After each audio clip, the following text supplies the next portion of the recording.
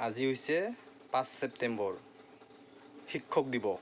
গতিকে শিক্ষক দিৱসৰ সকলোকে শিক্ষাগুৰুসকলক শিক্ষক দিৱসৰ শুভেচ্ছা জনাইছোঁ।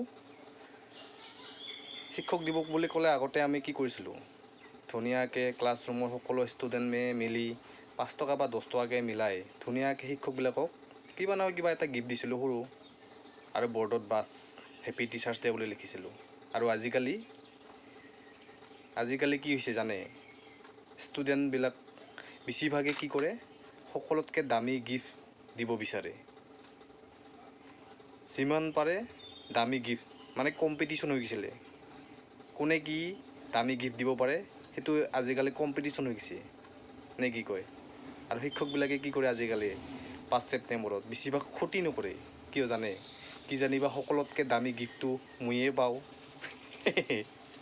নে কি কয়?